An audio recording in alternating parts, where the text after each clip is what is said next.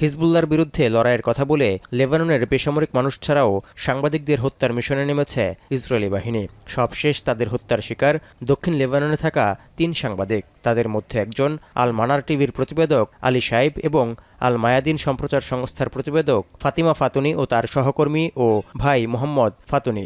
তিনি একই সংবাদ সংস্থার ভিডিও জার্নালিস্ট ছিলেন। هذه هي إسرائيل، هذه هي حقيقة إسرائيل عندما تستهدف الزملاء الإعلاميين، صحافي، بريس، بكل لغات العالم مكتوبة।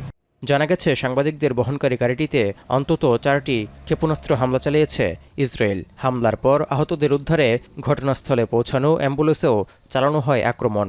এতে একজন স্বাস্থ্যকর্মী নিহত হন। একই দিন দক্ষিণ লেবাননের বিভিন্ন এলাকায় স্বাস্থ্যসেবা কেন্দ্রেও হামলার অভিযোগ উঠেছে। এতে নিহত হয়েছেন আরও অন্তত 8 জন স্বাস্থ্যকর্মী।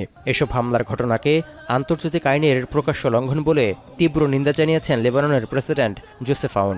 একদিনে 3 সাংবাদিক ও 9 প্যারামেডিক হত্যার প্রতিবাদে লেবাননের রাজধানী বৈরুতে ইসরায়েল বিরোধী বিক্ষোভ করেছেন বহু মানুষ।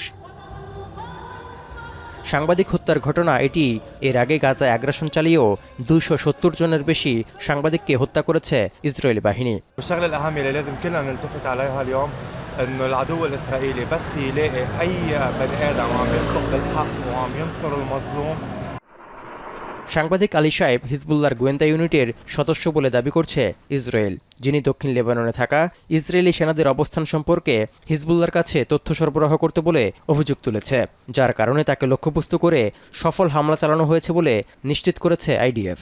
যদিও হিজবুল্লাহর সঙ্গে সংশ্লিষ্টতার কোনো তথ্য প্রমাণ সামনে আনতে পারেনি ইসরায়েলি বাহিনী। এদিকে হিজবুল্লাহকে মোকাবিলায় লেবাননের দক্ষিণাঞ্চলে বাফার জোন তৈরির পথে এগুচ্ছে ইসরায়েল। বিমান হামলা ছাড়াও জোরালো করছে স্থল অভিযান। এর জেরে ইসরায়েলকেও পাল্টা নিশানা করছে হিজবুল্লাহ। এরই মধ্যে ইসরায়েলের সাফাত ঘাঁটিতে হামলার দায় স্বীকার করেছে ইরান সমর্থিত লেবাননের সশস্ত্র বাহিনীটি। তৌহিদুর রহমান, এখন বিশ্ব। 72 ঘন্টা ময়েশ্চার লক সমৃদ্ধ লিলি বডি ওয়াশ। শিয়া বাটারের গুডনেস স্কিন রিপেয়ার করে রাখে সফট ও গ্লোয়িং।